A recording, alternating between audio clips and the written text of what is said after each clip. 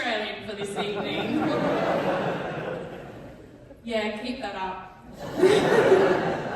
So my name is Kim, and as you may not like to find out, I work for the government. I'm a scientist at Geoscience Australia. A hard-working... Thank you. Geoscience Australia is a hard-working, weird and fantastical part of the federal government. Now, I don't think you knew there was a hard-working part of the government. I know you know there's a weird part of the government, but I bet you didn't know there's a fantastical part. So today, I am here to introduce you to my alter ego, Landsat Girl. And I have the hot gossip of today. Antarctica desperately needs a digital makeover. Now you might be wondering, what the heck? Why is the federal government here telling me Antarctica needs a digital makeover? Well, to be fair, I don't really know much about beauty makeovers. I like comfy clothes, I have really flat hair, and the way I like to find my partners is dad dance moves, in case you hadn't noticed, and a deathly stare into the soul, also known as love at first sight. No, but one thing I do know a heck of a lot about is observing our Earth from space. And that's why I'm here to tell you, Antarctic satellite imagery needs a little bit of work. My job is to take Antarctic imagery from drought to fab and make it glamorous. To do this, I improve the quality of existing imagery and provide tools and services to help people like other government workers, scientists, and environmental protectors easily use the imagery to watch Antarctica from afar. This is important for you because you may have heard earlier, this will improve your weather forecasts here in Tasmania, help predict Australian drought and rainfall, and also ensure continued production of cute video content. I like that one too. Unfortunately, not many people know Geoscience Australia exists, or that we do anything. Other than study rocks, maybe. But no, growing up in Perth, I absolutely did not know Geoscience Australia existed until a job offer landed in my inbox. But then again, I'm not really a reliable source of information. I also didn't know Tasmania existed. I'm from the West. West is best. And that's also why I didn't know how to merge on the freeway.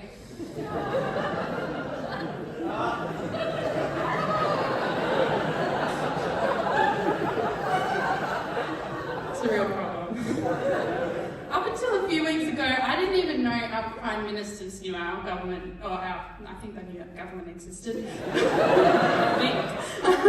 Geoscience Australia though. But recently we did have our first visit in over 20 years. Thank you, Mr. Albanese. When people ask or find out that I use satellites to study Antarctica, they ask, have you been to Antarctica? Will you get to go to Antarctica? Have you unleashed any aliens out of the ice? I am relieved to say that the answer to all three questions is a big fat no. No, I'd rather, although, oh yeah, some warnings I think I may have unleashed an alien. This is why I rather stay at home in Canberra, where no one can see my hair. nice and cozy, all tucked up in my blanket, using satellites to watch Antarctica from afar. I love satellites, and I think you can do so many cool things with them. You can use them to study floods, fires, and watch sea ice. I've even thought about using them to monitor my exes. How else is a girl meant to keep track of the gossip?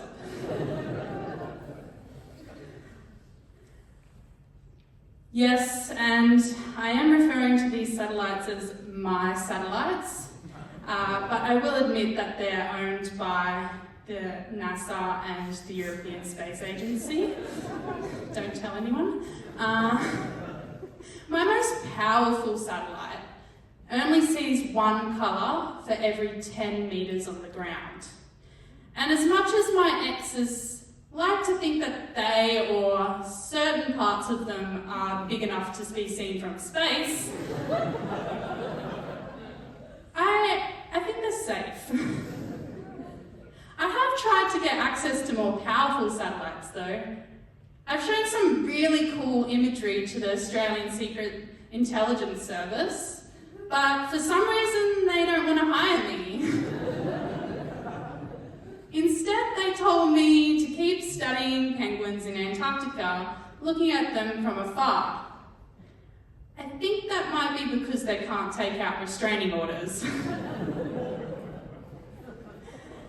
Everyone thinks that penguins are so cute and adorable and cuddly. But I'm here to tell you as an Australian service that you are wrong, and Landsat Girl is here to tell you that Morgan Freeman has lied to you.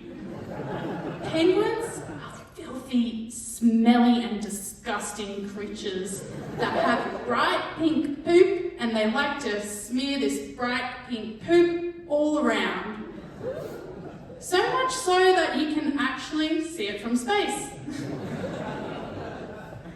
And when these penguins are all dirty in their poo colonies, making a big mess in a really cold climate, wearing tiny cute little suits, they kind of almost remind me of something else.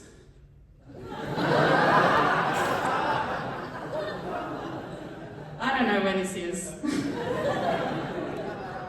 It's actually uncanny how similar these colonies look.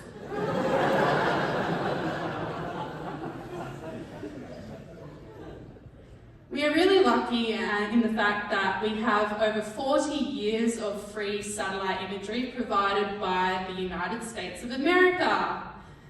And with this imagery, it's collected from a series of satellites called Landsat. That's why I'm called Landsat Girl. Now, it's really important that, spoiler alert, this imagery is provided all over the world in a way that is really good for about 90% of the globe. Unfortunately, for about 10% of the imagery, it does need a little bit of work, and yes, I spoiled it, it's our coolest continent where this work is required. Unfortunately, to make this imagery better, it is actually quite difficult.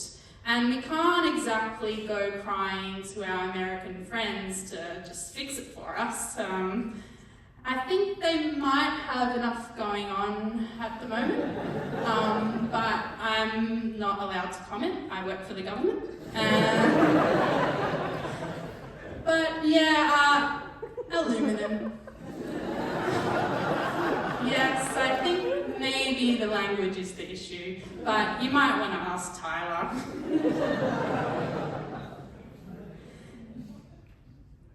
This partnership or collaboration between Australia and the US has been going on for over 40 years, where we have been making use of their satellite data for the benefit of our Australian economy, which has been valued at a heckin' lot. And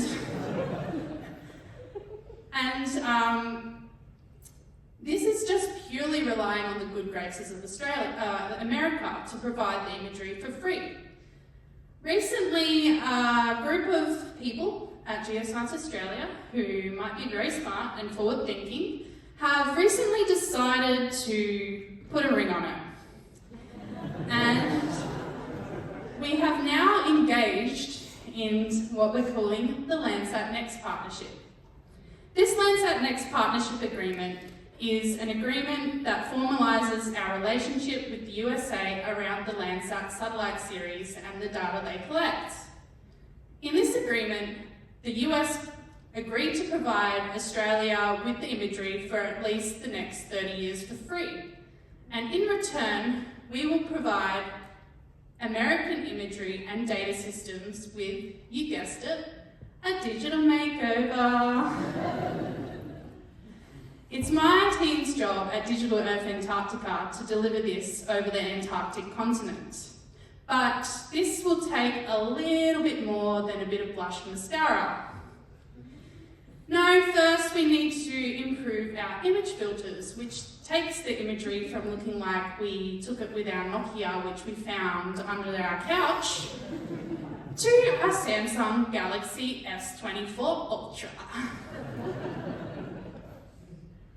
We need to build and adapt our existing image filters to remove atmosphere effects, remove shadow, and create imagery that has consistent colour and brightness so it's easy to use and detect things on the ground. Next, we need to fix our software, which is a flat earther's dream. At the moment, our software represents Antarctica as a big old ice wall.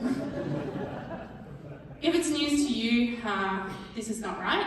Antarctica is, from what I understand, not an ice wall, and we need to adapt our image processing software and our open data cube technology, which makes it easy to use the imagery, to suit Antarctica and what it looks like in a more realistic way. Then we need to remove what we have very professionally termed the wiggle. The wiggle is caused by inconsistencies or inaccuracies in the satellite's orbit, and it's worse for imagery that's greater than 10 years old. And finally, we need to use, we'll look towards using other satellites once we've improved the Landsat archive. This includes cool cloud-penetrating radar technology.